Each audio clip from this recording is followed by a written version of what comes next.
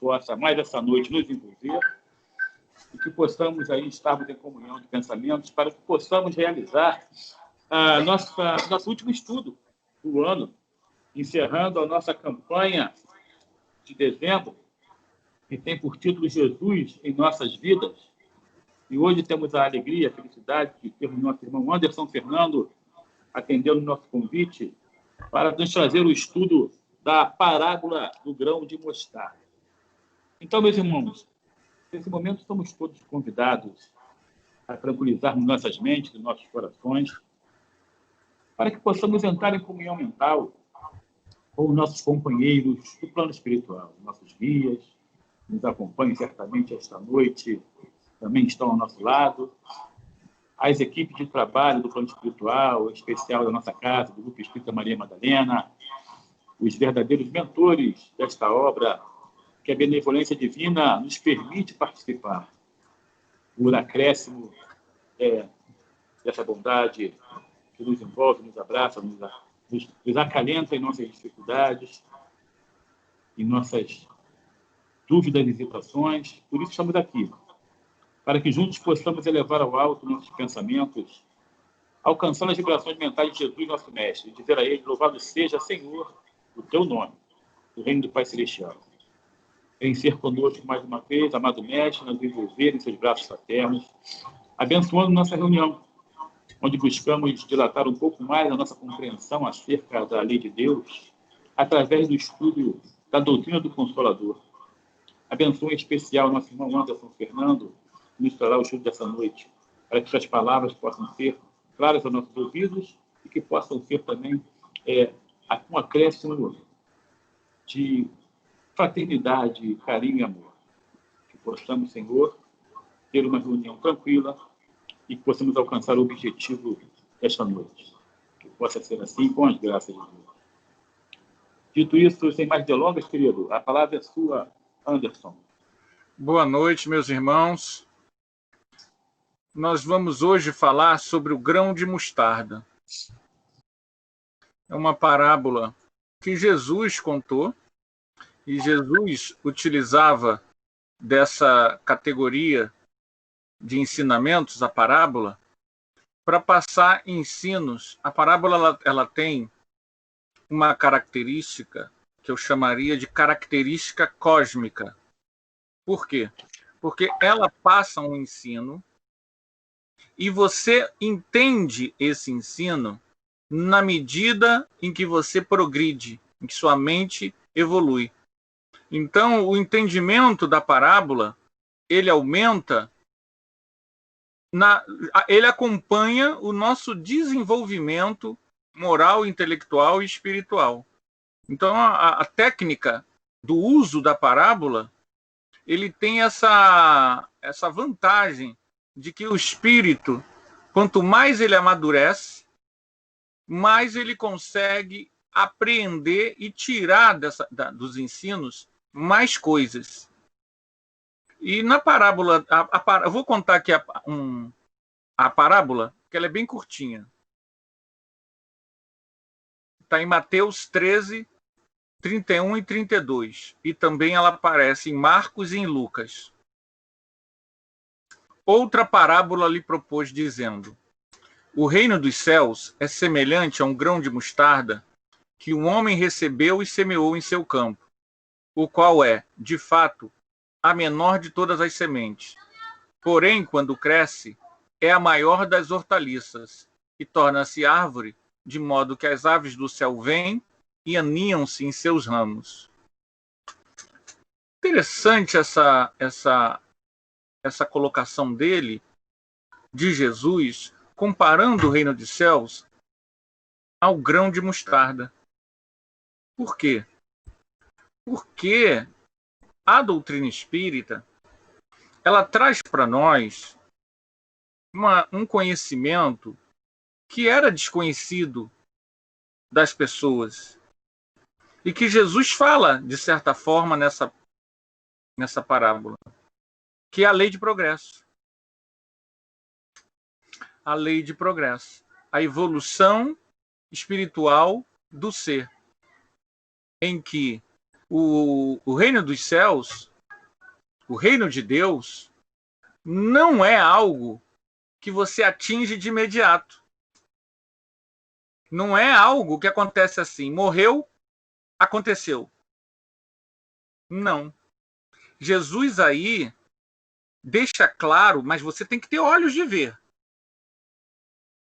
que o reino de Deus é uma conquista gradativa, dia a dia. Porque o reino de Deus não é um lugar. O reino de Deus está dentro. Ele é íntimo.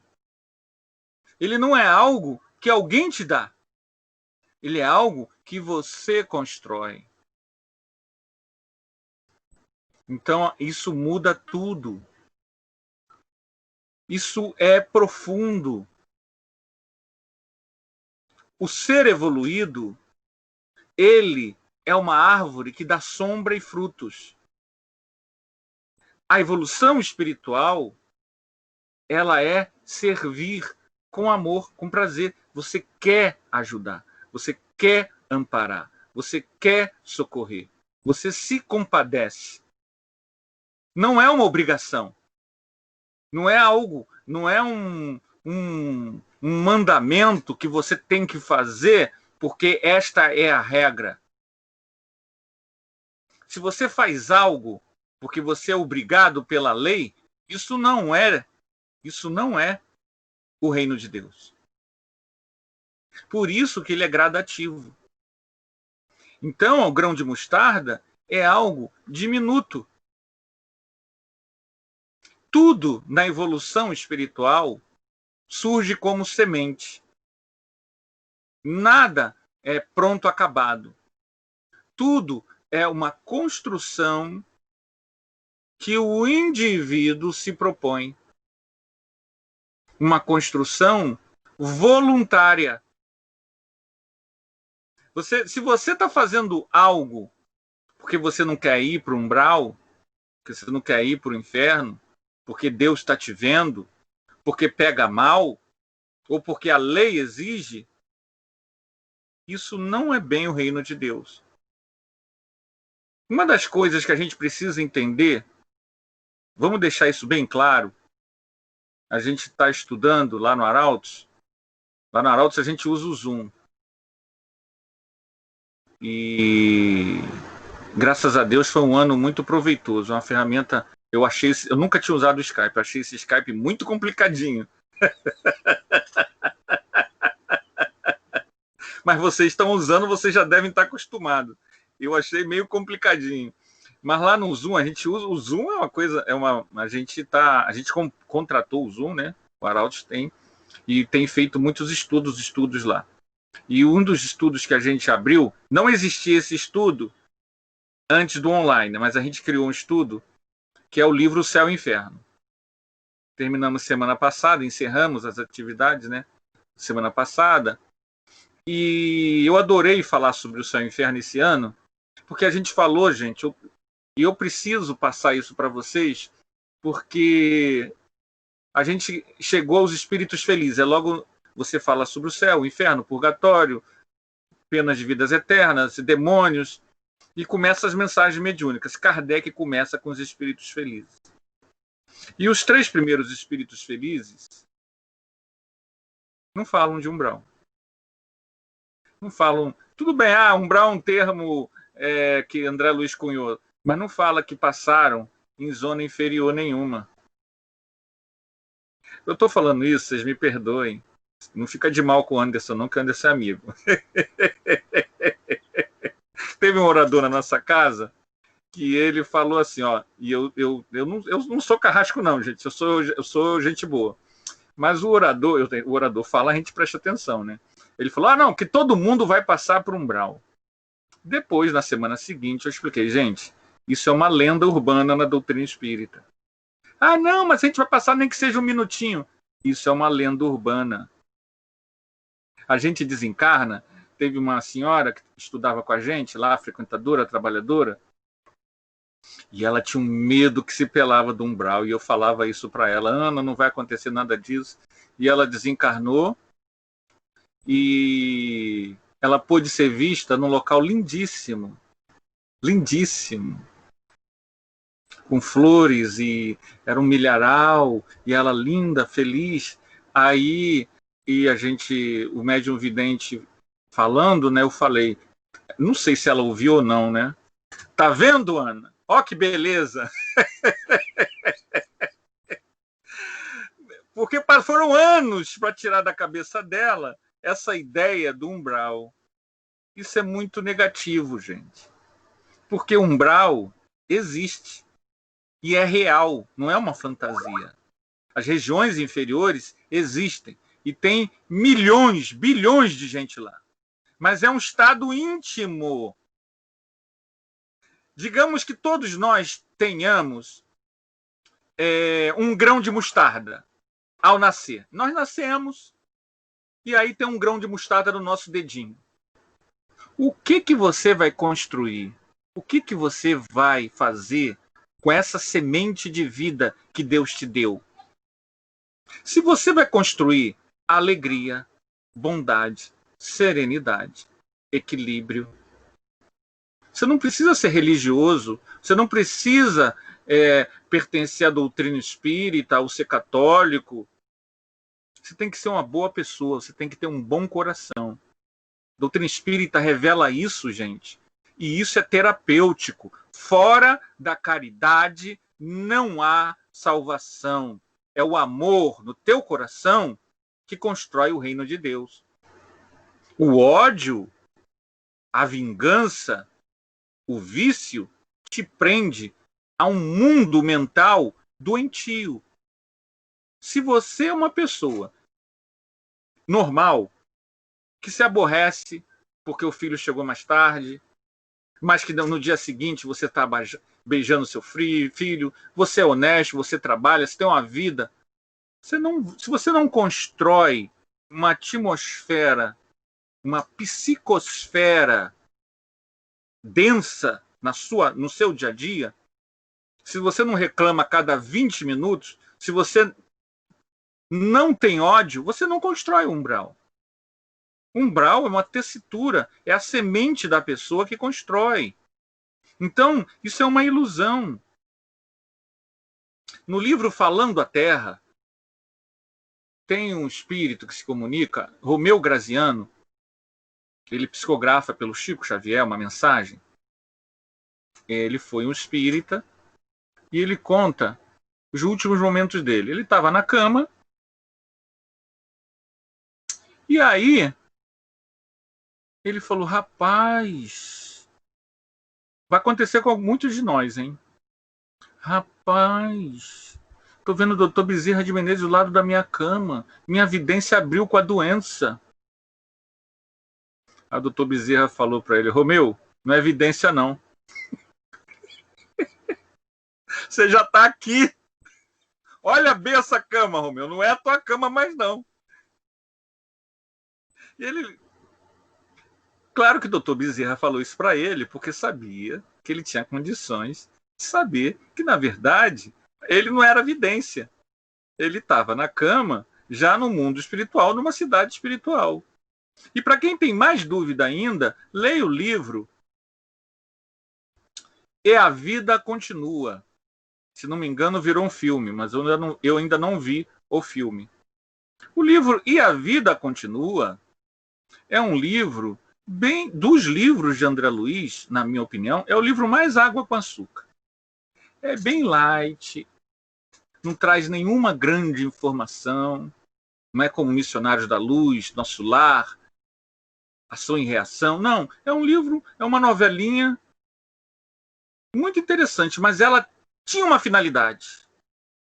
Aquele livro não foi psicografado por acaso. Foi porque precisava tirar a ideia de que todos vão para o umbral, que o Nosso Lar causou em muita gente. E no livro E a Vida Continua, para quem ainda tem dúvida, o Céu e o Inferno também ajuda, tá? Lê lá Os Espíritos Felizes, que vocês vão ver. No livro E a Vida Continua, é uma senhora, uma dona de casa, uma pessoa comum. E ela desencarna, ela vai fazer uma cirurgia séria, desencarna, só que ela não sabe que desencarnou. Ela está num spa. Ela está num spa. Eu estou chamando de spa. Lá no livro eles vão chamar de spa. Mas é um spa, uma piscina. Eu me lembro que eles estão na piscina. Aí um senhor fala, olha, eu não sei não, hein? Mas você já viu que a gente não está vendo nossos parentes? Olha essa água é diferente. Eu tenho para mim que a gente desencarnou. Aí ela fica chocada. Não, não tem como ser. A gente desencarnou? E o local era lindíssimo. Por que o André Luiz escreveu esse livro? Para tirar essa ideia de que todo mundo vai para o umbral. Uma vez eu falei isso numa palestra, aí depois uma senhora, acabou a palestra, né? A senhora veio e falou, não, mas todo mundo passa nem que seja um minuto. Eu falei, não, não é bem assim, não. Porque o umbral não é exatamente, ninguém te joga lá, ninguém te condena lá. Você cria umbral no seu ambiente. O reino de Deus é semelhante a um grão de mostarda que você semeia e cresce como árvore frondosa que dá frutos e sombra. Eu acho essa alegoria de Jesus belíssima. Porque à medida que você evolui, você adquire o prazer de amar.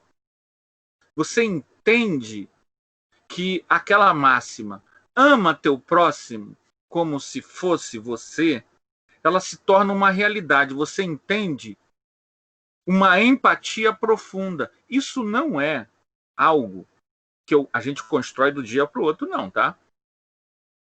Por isso que a parábola do grão de mostarda, ela serve para a gente entender que toda semeadura tem o quê? Colheita.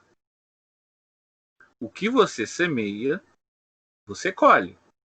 E quando é o tempo de semear? Hoje. Hoje é o tempo de semear. Não adianta a gente cair na guerra mental do passado. Quando é o passado? Tudo que aconteceu conosco até as 20 horas. São 20 horas e 3 minutos. Só me diz que como eu teve esse probleminha do meu entrosamento, o meu horário é 8h20, é isso? Isso, geralmente a palestra é 50 minutos, antes, mas fica à vontade se você precisar de mais um pouquinho. Tá bom. Então, vamos ver. Vamos entender. Se eu semeio, se eu tenho uma semente, em seu coração uma semente, que fruto dará? Isso foi um tema da Comierge. Nós, quando entramos na casa do Zenta, né, Zenta, a gente já está colhendo o quê? O resultado do que a gente semeou. Eu recebi a notícia que já passei do peso há muito tempo e isso teve repercussões na minha saúde. E agora eu estou correndo atrás. Eu semeei isso em vigilância, né? E agora a saúde, depois que você entra no Zenta, vem a colheita. Isso é natural. Isso não é alguém que fez, não foi Deus que está me punindo. Eu construí e todos nós construímos ao longo de nossa vida. A pessoa nervosa, a pessoa que está na casa do Zenta e é nervosa. A pessoa que agora com a quarentena, com a pandemia, se deprimiu porque não consegue ficar em casa. Por que é uma coisa natural, não estamos condenando, estamos apenas usando como exemplo. Ou seja, tudo o que você fez com a sua vida até hoje não te deu estrutura emocional para lidar com o isolamento. Percebe que ninguém está punindo, ninguém está condenando, é apenas o que nós somos. Aqueles que não tiveram depressão na pandemia, conseguiram então provar para si mesmo, sem querer. Ninguém para pensar nisso. Mas se você não entrou em depressão, é que você construiu dentro de você um armazenamento, uma semente de algo que te deu estrutura nesse momento. A gente tem ouvido falar de transição planetária há décadas, há anos. E a gente não se deu conta que a Covid está dentro desse processo. E a gente sai e você vê a juventude na rua, as praias lotadas. Falta de consciência. Mas a gente tem como impor consciência a alguém? Essas pessoas são o que são. A vida é o que é, diz Emmanuel. Cada pessoa é o que é. É o que elas estão construindo com a sua semente. A doutrina espírita, ela surge no mundo para que nós aproveitemos a semente da nossa vida e gradativamente, gente, gradativamente, dia a dia, desafio a desafio, renúncia a renúncia, lágrima a lágrima, a gente construa a grande árvore. A gente já começa... Primeiro, existe, a gente descobre que o reino dos céus não é um lugar que você vai quando morre. Não é. Muita gente que desencarna continua em casa. Tem um filme americano, um desenho animado americano, que eu recomendo vocês assistirem, quem não assistiu. Paranorman é o nome, Paranorman. Inclusive, eu nunca tinha ouvido falar desse desenho. Um amigo meu, evangélico, que sabia que eu era espírita, falou: Anderson, você que é espírita, já assistiu Paranorman? Falei: não. Ah, é de um menino que tem evidência, vê só que você vai gostar. E não deu outra. Eu fui assistir e recomendo. Paranorman. É um filme americano. E uma coisa que tem nesse desenho é que a avó dele desencarnada, está na sala tricotando e assistindo TV. E é verdade. É muito comum as pessoas estarem onde elas gostam e amam. É muito comum. A minha casa, quando eu comprei,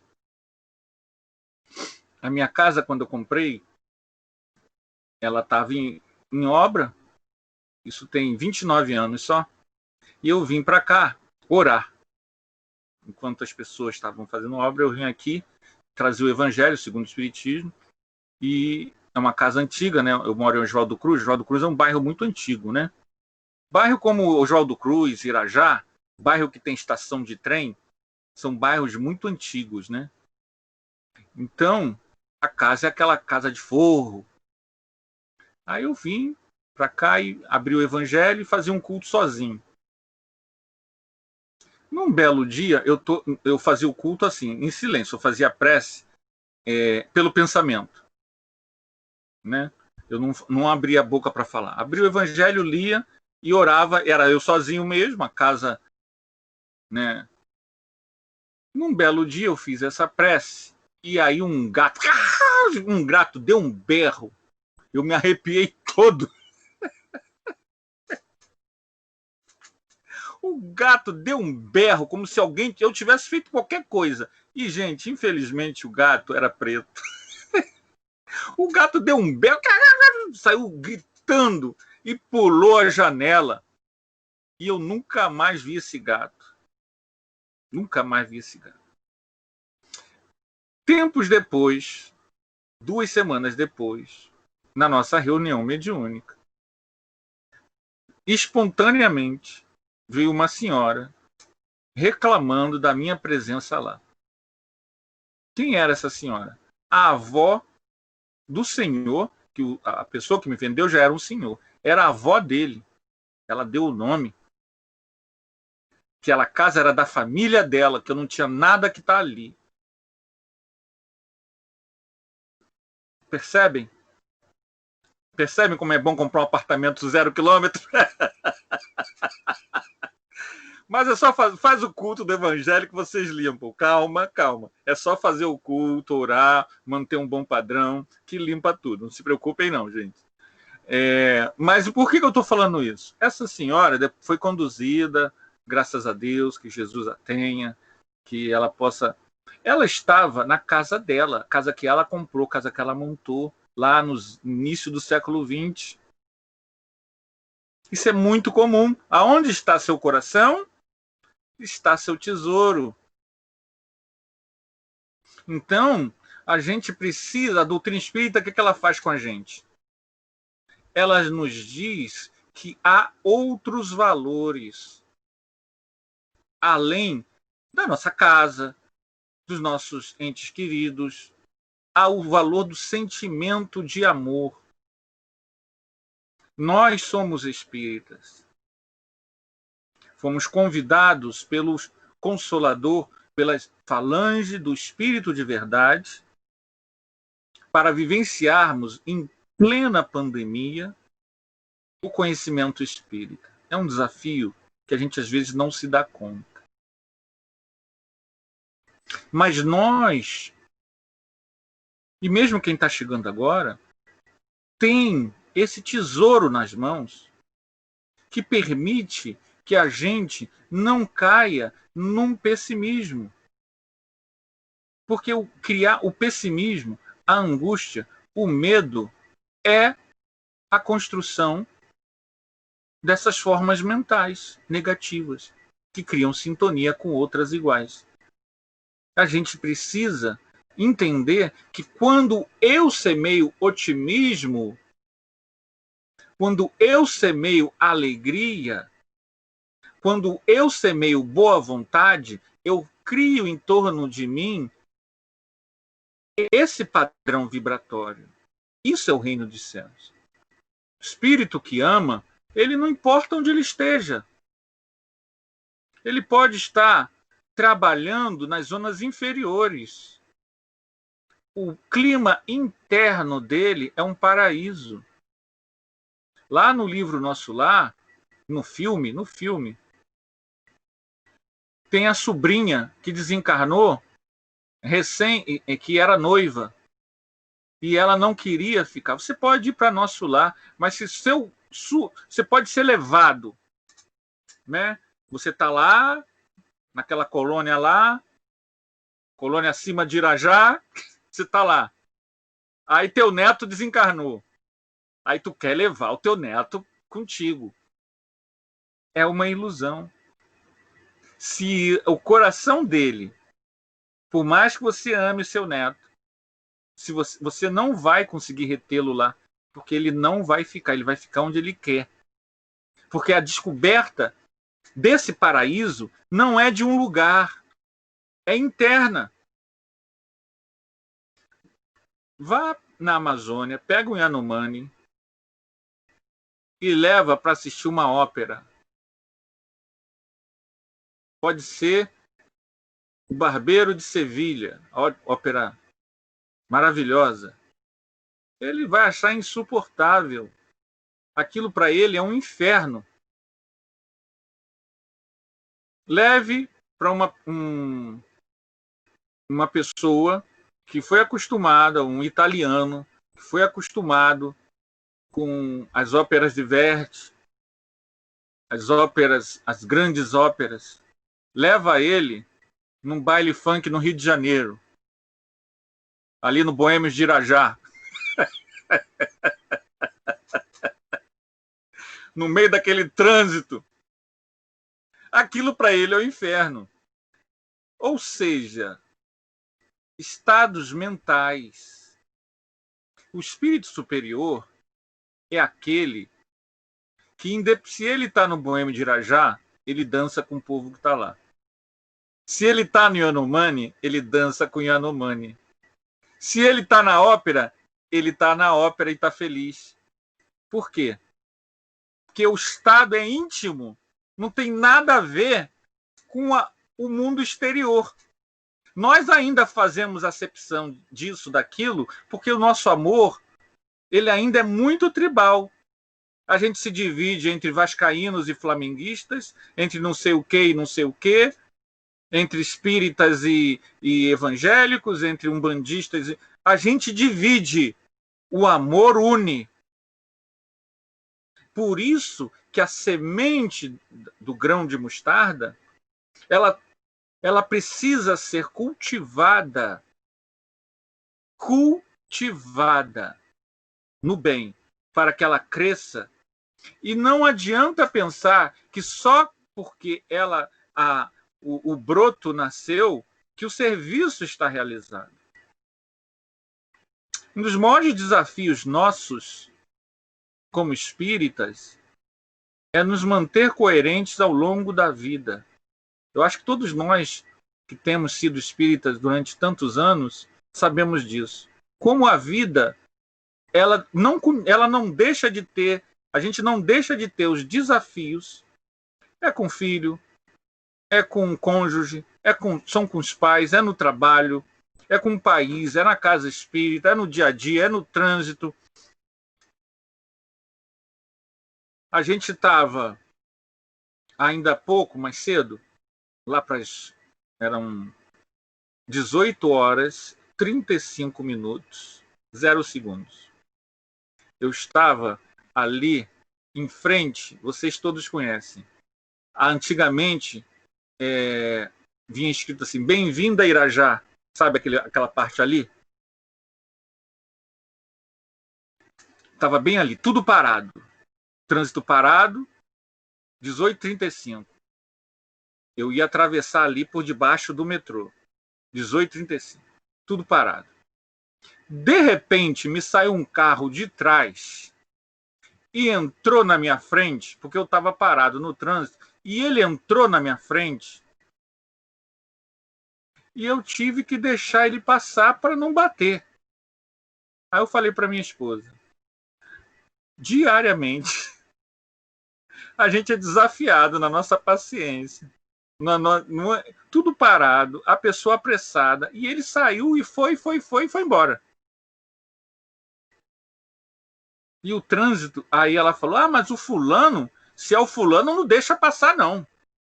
O fulano é um companheiro nosso de casa espírita, porque ele levava ela, né? Se é o fulano, ele pegava, acelerava, abria a janela e... Eu falei, mas olha só, a gente é espírita para aprender, não é que é obrigado. Você não é obrigado a fazer isso. Mas se você não faz isso, a tua semente não está semeando. Ninguém é obrigado a nada. Mas se você está 30, 40 anos e não dá passagem e tenta disputar, eu lembro daquele, não sei se quem é das antigas deve lembrar do Pateta, um desenho que tem de Pateta motorista, né? Muito antigo, passava na Disneylândia. Se você, depois de 40 anos de espiritismo, ainda não dá a passagem, ainda reclama, não é que você não possa. Ninguém é perfeito. Mas talvez a sua semente não está crescendo. Você não está botando a aguinha do evangelho nessa semente. E ela não vai dar essa árvore. Ela vai demorar um pouquinho. Vai dar sim, mas não nessa vida. E nem na próxima. E nem na outra. Quando vai dar? Quando a pessoa quiser. Deus, ele faz essa didática com a gente. Deus deixa. Ele dá a corda e você vai esticando o elástico. E você vai puxando. E ele deixa você puxar. Num dado momento, aquele elástico chega a seu máximo de tensão. Vai arrebentar na mão de quem? Na sua mão. Porque você que construiu aquilo. Então, a doutrina espírita, quando a gente vê essa parábola, a gente deve exultar, porque é a lei de progresso. Se eu aproveitar o ensino espírita, se eu quiser, e colocar a cada dia, esses valores que eu digo amar, da renúncia, do perdão, da fraternidade, eu começo a permear o meu ambiente com uma vibração, com uma sensação. Você começa a perceber a espiritualidade. É automático, é lei. Lei da sintonia. Semeia que terá fins. A melhor forma, diz Kardec, de expulsar os maus espíritos, sabe o que Kardec diz para a gente? Técnica de desobsessão by Kardec. A melhor forma de expulsar os maus espíritos é aproximar os espíritos bons, diz Kardec. Aproxima os espíritos bons de você, que os maus se afastam por falta de sintonia. Ué, como é que eu aproximo os espíritos bons? Fazendo o bem. O espírito superior, ele está aonde está a necessidade.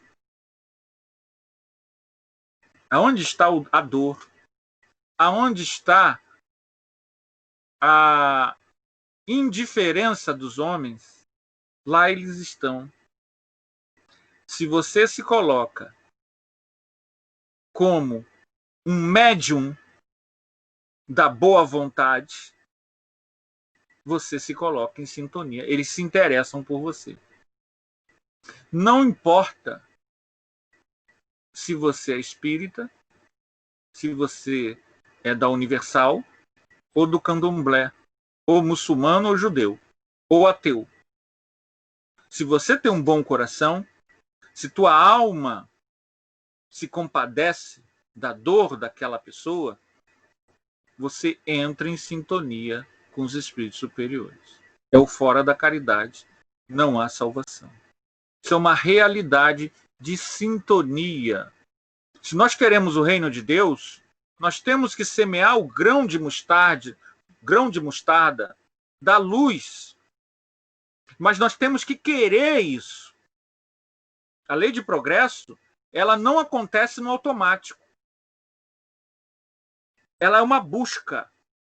Ela precisa ser uma necessidade da alma. A maioria de nós espíritas somos pessoas cansadas de errar. Olha para o mundo. Tudo aquilo que a gente acha horrível, que a gente condena, muito provavelmente a gente já fez. Se aquilo nos chama a atenção, hoje, nessa vida, a gente não faz, muito provavelmente nós fizemos em outras. E vejam bem, muito provavelmente, isso é só especulação, é só didática, tá? Não posso dizer quem, como, quando, quantos foram, quantos não foram. É só para a gente ilustrar a ideia. Muito provavelmente, em algum momento, nós fomos socorridos no mundo espiritual. Vou ilustrar um caso, só para vocês terem uma ideia. Um caso de uma pessoa que, inclusive, é do 23º Seu. E ele me contou essa história, que é uma história bem interessante. Lá nos anos 40, a Casa Espírita sofreu um ataque de obsessores. E a presidente da casa, que tinha evidência, ela viu que tinha um deles lá que era um líder, né? E ele sempre ia lá e reclamando. E num belo dia, graças a Deus, né, gente, ele entendeu o erro que ele estava cometendo. E ele, chorando, através do médium, falou para a senhora: se Deus permitir, agora que eu entendo a verdade, eu vou tentar voltar para ajudar a senhora. Se me for permitido, eu vou querer ser espírita e vou querer ajudar a senhora. Ele, chorando, Passaram-se alguns anos, nos anos 70, chega um jovenzinho na casa espírita. Quando ela olha para os olhos do jovem, a vidência dela se abre e ela lembra daquele espírito que lá nos anos 40 tinha prometido voltar. E ela diz assim: é ele. E aí, mas ela não falou nada, ela só falou isso só quando, anos depois, já no final da vida, ela identificou: é ele. E ele entrou para a mocidade, daqui a pouco ele estava fazendo palestra. E antes de desencarnar, ela contou essa história para ele. Hoje ele é o presidente da Casa Espírita, faz um trabalho. Esse companheiro somos nós. Perceberam? Nós, ontem, hoje, somos aqueles que estamos acolhendo. Precisamos ver aquele que erra, não como inimigo, mas como alguém que assim como nos auxiliaram no passado, nós podemos auxiliar hoje. Então o espírita não taca pedra em ninguém. Ele acolhe, ele ensina, ele esclarece. Não quer ouvir? Ok, Deus deixa. Lembram que Jesus falou para Públio Lentulus? Jesus falou assim para ele: você pode me ouvir agora? Estou falando com as minhas palavras, tá? Se quiser, literalmente, o que Jesus diz, lê o livro. O livro chama-se Há 2000 anos. Jesus diz assim para ele: você pode me ouvir agora ou só daqui a 2000 anos? Nós precisamos amar como se não houvesse amanhã. A semeadura da luz é nos doarmos. Nós podemos construir a cada ser humano, a cada encontro, a cada momento, essa vibração amorosa, sem a expectativa de que o outro vá mudar. Nós podemos semear agora e deixar que o outro colha quando ele tiver condições. Então nós, trabalhadores de casa espírita, fazemos isso. Estamos ali com a casa aberta e aqueles que quiserem, quando quiserem, se educar, se esclarecer, nós estaremos lá. A semente da mostarda é a conquista do reino de Deus através do sentimento. Se nós semearmos, nós vamos colher. Se semearmos luz, essa encarnação será uma encarnação maravilhosa. Para muitos de nós, a qual eu me incluo, talvez seja a primeira vez que a gente tenha, muitos não, alguns, vocês não, a maioria aqui já tem outras encarnações vitoriosas, mas talvez para muitos de nós é a primeira vez que a gente vai chegar lá felizes. Basta a gente semear. Gente, agradeço a oportunidade. Chegamos ao final do ano, essa longa jornada, e que nós possamos aproveitar essa parábola do grão de mostarda para o ano que se inicia, né? A gente fez um estudo lá aí no Maria Madalena, lembram? E se este fosse seu último ano de vida, fizemos no início do ano, lembram? Então, que nós possamos aproveitar esse ano que se inicia e semear essa mostarda de luz, para que no final do ano nós tenhamos uma árvore que tenha dado sombra, frutos a todas as pessoas que nos chegam. Quero agradecer aí o convite. Fico muito honrado de estar aqui com vocês nessa noite. Tá? Obrigado, gente. Anderson, querido, nós, aqui do Grupo Espírita Maria Madalena, que estamos muito felizes, né, e muito honrados com a sua aceitação. Mais uma vez, o seu estudo foi bastante profícuo, bastante claro para os nossos ouvidos, né? Leve um abraço nosso lá para os companheiros do Arauto, né? Arauto da Nova Era, né? Sua casa, não é isso? Isso. E espero que você não demore a retornar, tá? A Adeli não vai te deixar em paz, fique tranquilo. Fique tranquilo. Bom, então eu vou